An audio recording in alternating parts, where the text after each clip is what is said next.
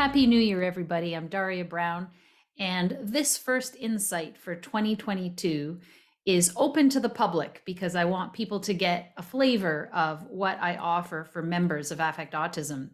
So these are my insights for the rubber band metaphor in Floortime for January 8th, 2022. It's really a constant dynamic process of rest and tension that Jackie and Sanjay are talking about. And as they said, it's not what we want a child to learn, but where they are developmentally, the D in the developmental individual differences relationship-based model, DIR Floortime, meeting their sensory needs, the I, and supporting through the relationship, the R. So here's my insights for this week from this podcast. It seems to me that as parents, we're either at one extreme or the other, and we're bouncing back and forth between extremes.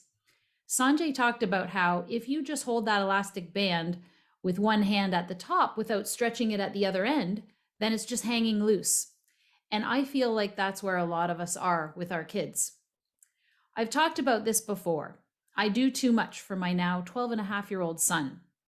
He was a toddler for about 8 years. He's not anymore though, but I'm still worried he'll hurt himself, and I watch over everything he does for the most part. I don't let him take the chance to try things on his own because it's easier and faster for me to just do it for him. This is all problematic going forward. In no time, he'll be 20. Then what? Well, he might only be 12 developmentally at that time by neurotypical standards. I shouldn't be wiping his bum forever if he's capable. We have to add some tension to that elastic or that stretch into the child's environment, which can facilitate growth and engagement. And while there are things we will want the child to learn, in Floortime, we're driven not by what we want our child to learn, but where they are, as I said in the key takeaways, developmentally, while meeting their sensory needs and understanding that the relationship is that modality of support, as Sanjay discussed in the podcast. And we want to provide that tension to move up that developmental ladder to symbolic thinking. So we have to make doing things towards their independence motivating for them. And that's where Floortime comes in. If my son loves Mario Kart, then cleaning up might be Bowser stealing all the coins from Mario. Perhaps that's not the best motivator or example, but you get my point. The challenge for us as parents is to be comfortable providing just the right amount and appropriate tension to promote growth. Dr. Gil Tippy said this to me years ago in Moving Up and Down the Developmental Ladder podcast. And if the rubber band snaps, you know the tension was too much. So I talked about us doing too little and just letting that rubber band dangle. But we also add too much tension and break the rubber band too much. Why? Because we get dysregulated. We get impatient when we're in a hurry, and we put too much demand on our child in that moment, often coming at them from a higher capacity than where they are developmentally, and the band snaps. So many parents struggle with their child having frequent meltdowns, and this is being in a state where the band is breaking too often. This is where that middle ground is so important, which sounds very Zen-like, the middle path. Jackie described being inside the rubber band with the child. We are in it with them, but this takes a lot of patience, depending on our own personality, expectations, and assumptions we have about what our children should or should not be able to do. Often they're wrong, or at least misinformed, especially when we are new to Floortime. We have incorrect expectations and assumptions.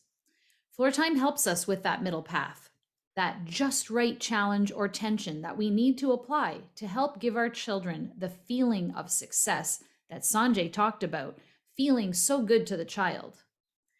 When we do too much, the child is just a recipient. There is no agency. When we give the gift of agency to our children, they can rise up to the occasion. But that is a difficult gift to achieve. I talked about how my son gives up easily if something is too difficult, and most of us do, to be quite frank. So that just right challenge is us scaffolding what they know with that tiny step further so they can experience success. Dr. Greenspan would say, let the child win 80% of the time so they feel in control and successful. And then present that 20% challenge so they can stretch their learning experientially just a little bit further. We've talked about this in the past podcast about the Vygotsky's research in education. So this is Floortime. This is the Floortime that Dr. Gil Tippy taught me about in my early days. He said that many or most people and interventions can move children through the early capacities, but the real work of Floortime is moving from the concrete world to the symbolic world, as Sanjay described in the arrow slide diagram. If we do this over and over again, we've mastered Floortime and we'll see our children thrive in their growth and development.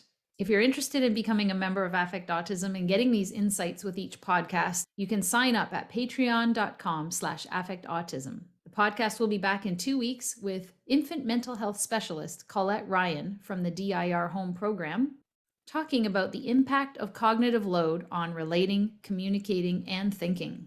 Until then, here's to choosing play and experiencing joy every day. Happy New Year.